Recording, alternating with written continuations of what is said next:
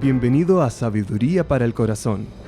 El Dr. Stephen Davey, pastor de la Iglesia Colonial y presidente del Seminario Teológico Shepherds, en la voz y adaptación de Daniel Cuquín, le invita a conocer más de la Palabra de Dios. Con Biblia en mano, acompáñenos en el estudio de hoy.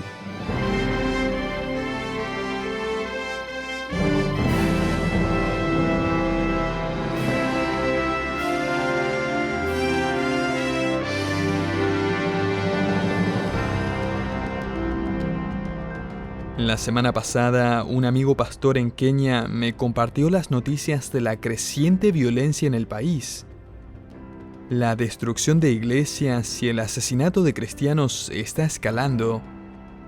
Su iglesia no ha sido exenta de estos problemas y de hecho una de las iglesias que había estado ayudando a construir ya ha sido quemada. Uno de nuestros misioneros en las regiones del Medio Oriente nos ha enviado varios correos este mes contándonos cómo la persecución a manos de los musulmanes ha empezado a incrementar. El gobierno de Algeria y los medios de comunicación presionan a los cristianos para que dejen de evangelizar. Leyes han sido aprobadas que prohíben la conversión al cristianismo. Las autoridades están buscando cualquier excusa posible para cerrar las iglesias que predican el Evangelio. Líderes de iglesias están siendo enviados a prisión. En Nigeria, muchos cristianos han sido asesinados por extremistas musulmanes. En Gaza, un cristiano recibió múltiples disparos y puñaladas y dejó a una esposa embarazada y 2 niños pequeños. Según el Boletín Internacional de Investigación Misionera, 480 cristianos son martirizados en algún lugar del mundo por razón de su fe cada día. Y para cuando termine este sermón, casi 20 personas van a haber entrado al cielo porque rehusaron negar a Cristo.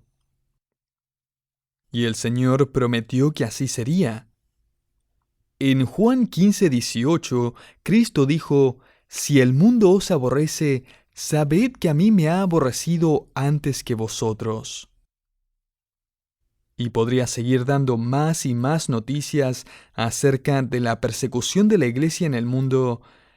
Pero antes de que se desanime y se deprima, permítame asegurarle que la iglesia va a continuar. Porque la persecución no paraliza a la iglesia. Esta la multiplica. Tertuliano, uno de los padres de la iglesia que vivió en medio de tiempos de gran persecución, dijo: «La sangre de los mártires es la semilla de la iglesia». Dicho de otra manera, cuando la sangre de un cristiano es derramada, solo pareciera producir más creyentes y más iglesias. Esto es una realidad también en el siglo XXI, en lugares como Rusia, India, en algunos países de África y el Medio Oriente. Si aplasta la vida de un creyente, de él va a salir una dulce fragancia que atrae más personas a Cristo. 2 Corintios 2:14. Ahora, de las 7 iglesias mencionadas en Apocalipsis 2 y 3, solo 2 de ellas no oyeron una sola crítica de parte de su Señor. La próxima iglesia que vamos a estudiar es una de ellas. Y no es de sorprenderse que esta fue una iglesia que estaba sufriendo persecución. Leamos juntos esta carta en Apocalipsis 2 del 8 al 11. Esta dice: «Y escribe al ángel de la iglesia en Esmirna, el primero y el postrero, el que estuvo muerto y vivió, dice esto: Yo conozco tus obras, y tu tribulación, y tu pobreza, pero tú eres rico, y la blasfemia de los que se dicen ser judíos, y no lo son, sino la sinagoga de Satanás. No temas en nada lo que vas a padecer. He aquí, el diablo echará a algunos de vosotros en la cárcel para que seáis probados, y tendréis tribulación por 10 días. Sé fiel pues hasta la muerte, y yo te daré la corona de la vida.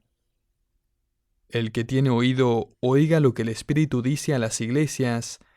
El que venciere no sufrirá daño de la muerte segunda.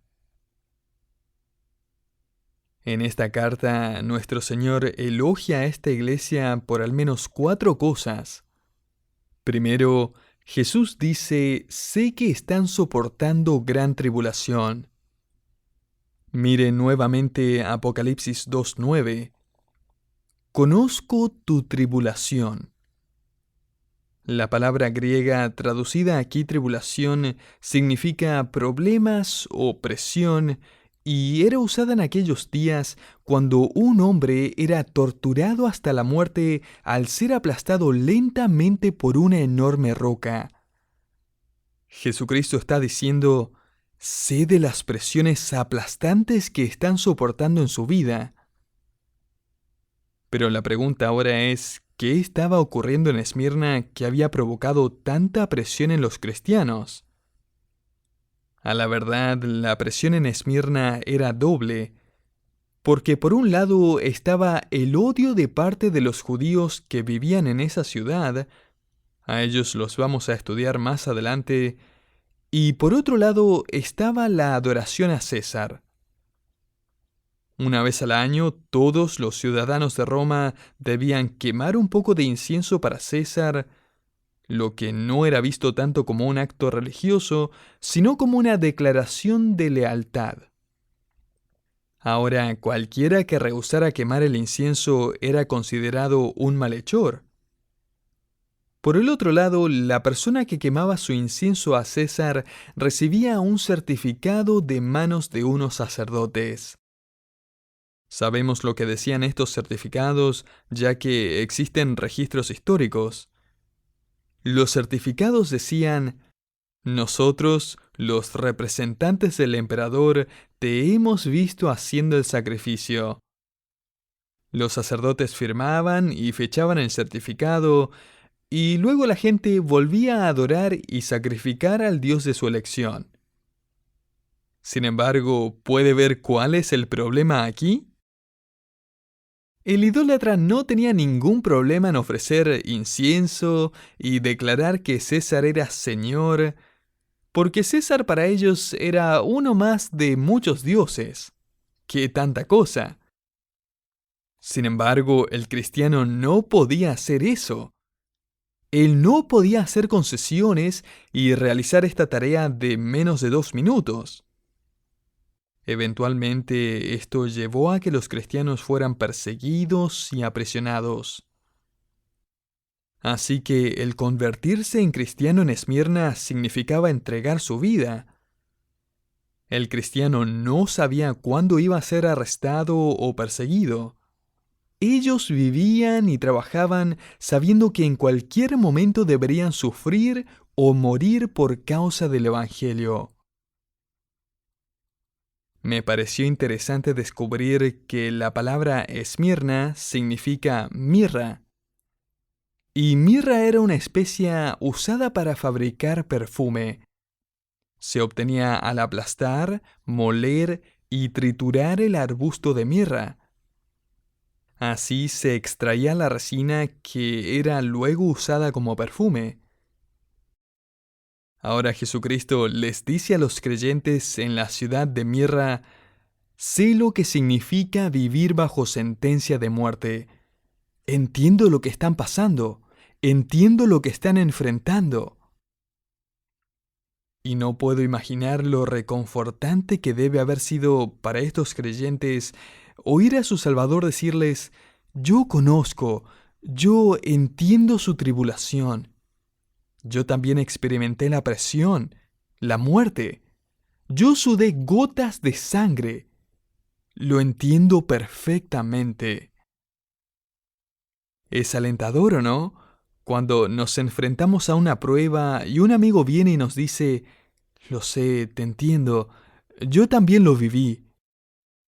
Yo tuve esa enfermedad también, así que sé lo que estás pasando. Sé lo que es perder una relación por una convicción personal. Sé lo que es perder una promoción por mantenerme íntegro y honesto. Sé lo que es estar en el funeral de un hijo. Sé lo que es ser abandonado por familiares y seres queridos. Y ahora escuche lo que Jesucristo nos dice. Él dice, conozco el peso en tu corazón. Y quizás no estemos viviendo las mismas presiones y dificultades que soportaron los hermanos en Esmirna.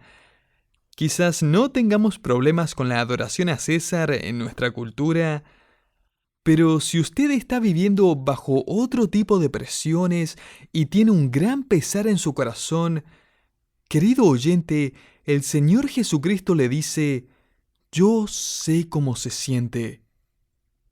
Y cuán alentador es saber que Dios sabe y que Él comprende nuestras circunstancias. Es como cuando un niño se lastima y sale corriendo a buscar a su mamá. El niño quiere un abrazo, y más que un abrazo, quiere que mamá sepa lo que le pasó y quiere saber que a mamá le importa lo que le pasó. Y Jesucristo le dice a los creyentes sufrientes de Esmirna, yo sé que están experimentando gran presión. Segundo, Jesús les dice, yo sé que están viviendo en pobreza. En Apocalipsis 2:9 Jesús dice, yo conozco tu tribulación y tu pobreza, pero eres rico. Y me encanta esa frase. Él dice, sé que están pobres. Y esto sin duda se debía al hecho de que el gobierno habría embargado sus casas y lugares de trabajo, y muchos creyentes en Esmirna probablemente vivieron cosas bastante similares a lo que los judíos bajo el régimen nazi vivieron. Sus hogares fueron víctima de vandalismo a plena luz del día, sus negocios fueron saqueados, ellos quedaron pobres e indigentes. Y el Señor dice, sé que están pobres, pero agrega después, pero son ricos. Ahora, ¿qué quiere decir el Señor aquí? ¿Es esto acaso un optimismo ciego? Permítame explicar esta frase con un ejemplo. Suponga que usted es una persona muy pobre.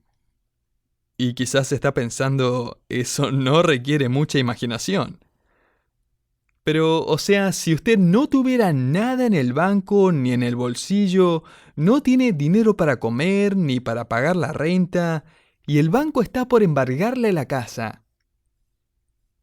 Sin embargo, suponga que yo soy millonario, y eso sí que va a requerir imaginación, y llego a su casa y le digo, mire, he estado haciendo un análisis de mi árbol genealógico, ¿y sabe qué?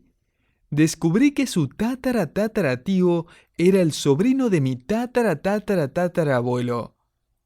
Somos primos lejanos.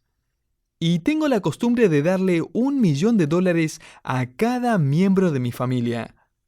Así que aquí está su cheque por $1.000.000. Ahora, permítame preguntarle, mientras usted corre hacia el banco, ¿es usted pobre o rico? Tenga en mente que todavía no ha depositado el cheque. Usted diría, soy rico, soy millonario. Llamaría a su esposa y a sus padres y gritaría, ¡somos millonarios! Todo lo que tiene es un pedazo de papel en la mano. Pero sabe que la firma es válida y que ese pedazo de papel representa un valor respaldado por el donante. Y usted es pariente de ese donante que ha prometido darle $1.000.000. Usted es rico. Aún mientras corre hacia el banco y entra vistiendo harapos y su estómago ruge por no haber comido en todo un día, usted es rico. Y querido oyente, usted tiene un cheque escrito a su nombre de parte de Jesucristo. Todas las riquezas del cielo son su herencia. Y usted puede ser pobre mientras va de camino al banco, pero al mismo tiempo tiene las riquezas de Dios en Cristo Jesús. Una herencia, justicia, un reino, un trono, un nuevo cielo y una nueva tierra. Todo eso Dios le ha prometido a aquellos que son parte de su familia, la familia de Dios. No falta mucho tiempo para que lleguemos al banco. Jesucristo le dice a la iglesia en Esmirna: sé que están soportando gran presión y sé que están viviendo en pobreza. Pero en tercer lugar, Jesús dice: sé que están sufriendo provocación injusta. Note Apocalipsis 2:9. Cristo allí dice: conozco la blasfemia de los que se dicen ser judíos y no lo son, sino sinagoga de Satanás. En otras palabras, estas personas no representan una sinagoga de Dios, sino que realmente representan una sinagoga que hace la voluntad de Satanás. Estos cristianos estaban soportando una campaña de difamación de parte de un grupo de judíos que había rehusado seguir a Cristo. Algunos registros históricos nos dicen cuáles eran las acusaciones de parte de estos judíos, y una acusación era que los cristianos eran ateos e infieles porque rehusaban adorar a los dioses y visitar los templos. Otra provocación más dura era que los cristianos eran caníbales, ya que al celebrar la Cena del Señor se hablaba de tomar la sangre y comer el cuerpo de Cristo. También se los acusaba de matar y comerse entre ellos en extraños rituales que, por supuesto, provocaban gran temor en los ciudadanos de Roma.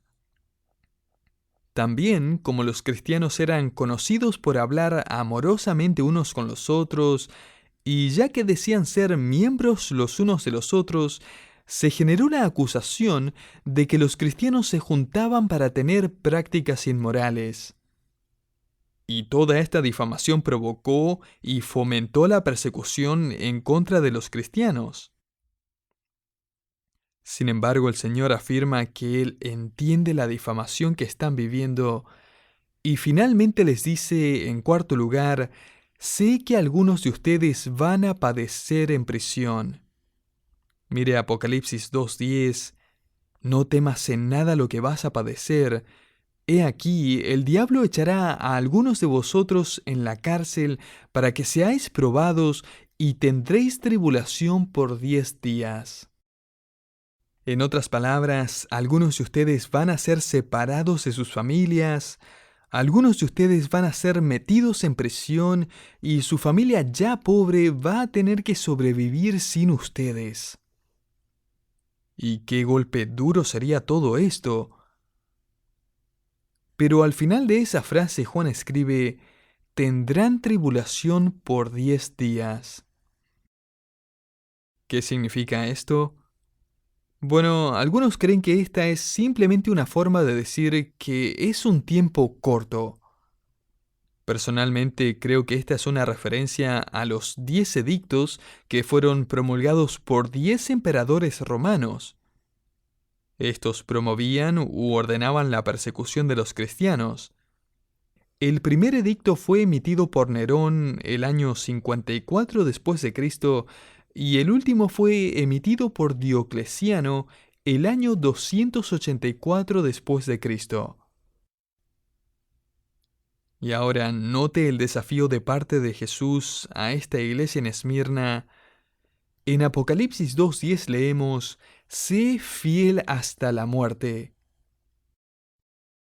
Hace unos años atrás, el ministerio La Voz de los Mártires publicó un acontecimiento que tomó lugar en China.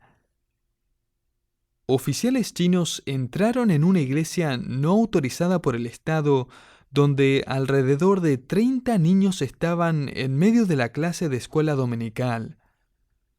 Los oficiales forzaron a los niños a entrar a un vehículo y se los llevaron a la estación. Sus padres corrieron detrás de ellos. Aunque los niños estaban asustados, uno de ellos empezó a cantar. Pronto todos los niños estaban cantando acerca de Jesús en el vehículo. Al llegar a la estación de policía, los niños marcharon valientemente al cuarto de interrogación, aún cantando del Señor. Los oficiales intentaron forzar a los niños a que escribieran "No creo en Jesús", diciéndoles que tenían que escribirlo 100 veces si es que querían volver a casa. Por el contrario, los niños escribieron "Creo en Jesús hoy, voy a creer en Jesús mañana y voy a creer en Jesús por siempre". Los oficiales, exasperados con la valentía y la fe de estos niños, llamaron a sus padres a la sala de interrogación. Allí los amenazaron y, tristemente, algunos de ellos negaron a Cristo, tomaron a sus hijos y se fueron. Otros rehusaron negar a Cristo. A una creyente viuda la amenazaron diciendo: "Si no niegas a Jesús, no vamos a devolverte a tus gemelos". Y me encanta su respuesta. Ella dijo: "Creo que van a tener que quedárselos, porque no puedo criarlos sin Jesús". Los oficiales, a la verdad, no estaban anticipando este tipo de resistencia. Y ya sin más tácticas de manipulación, simplemente le dijeron a ellas y a los otros padres: "Tomen a sus niños y lárguense". Este es el desafío del Señor. Sé fiel hasta la muerte. Pero el Señor no solo provee un desafío, sino que también le promete un premio a la iglesia en Esmirna. Jesús promete en Apocalipsis 2:10: "Sé fiel hasta la muerte, y yo te daré la corona de la vida". La palabra usada en este versículo para corona no es diadema, la corona de lealtad, sino stéfanos, la corona de victoria. Esta era la corona de flores que se daba a los atletas que ganaban en una competencia, lo que era su versión del oro olímpico.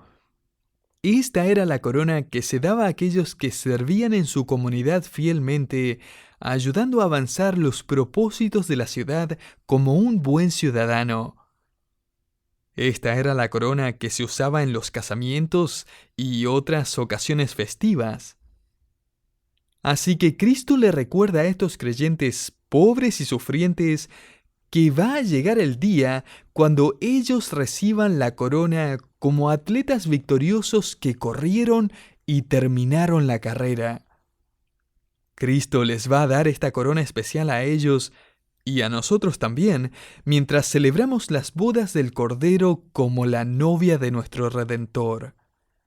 Cristo también va a darnos la corona como buenos ciudadanos que avanzan la causa de la ciudad eterna de Dios.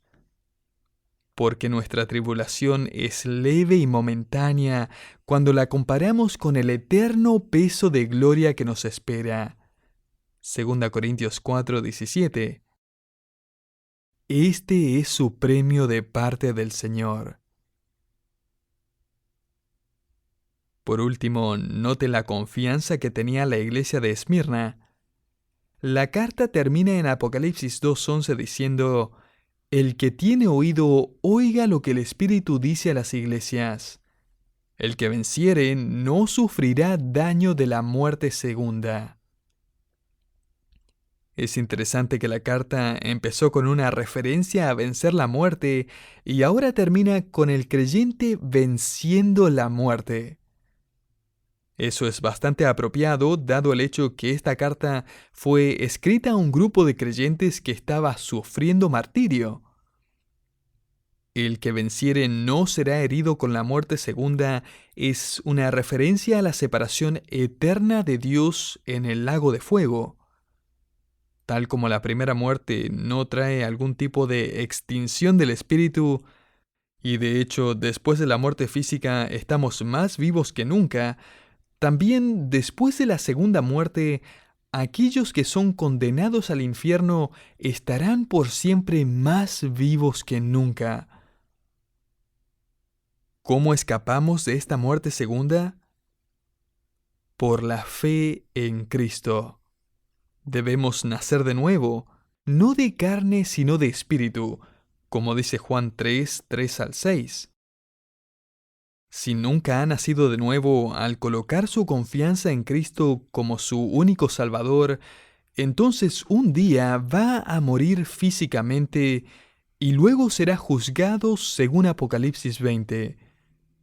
Y entonces va a experimentar una segunda muerte, la muerte eterna. Permítame dejarle un pensamiento final. Policarpo fue líder de la iglesia en Esmirna 54 años después de que esa carta fuera escrita por Juan. Policarpo había sido un estudiante y discípulo del apóstol Juan. Durante un festival en la ciudad, algunos sugirieron que tomaran a Policarpo y lo obligaran a declarar su lealtad a César.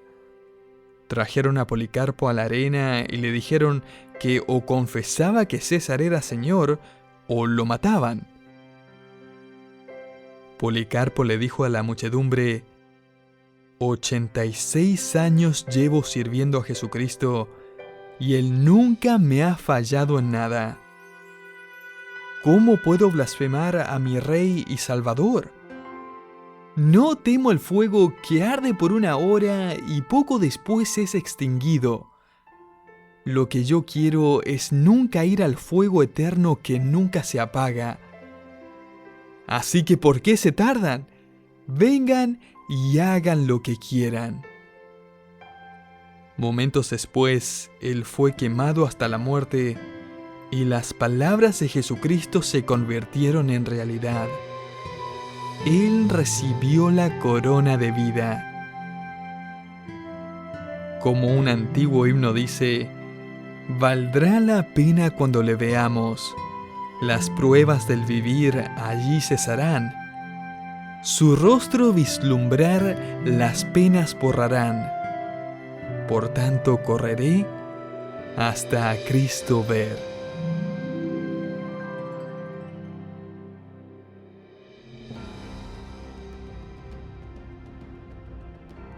Muchas gracias por habernos acompañado en Sabiduría para el Corazón.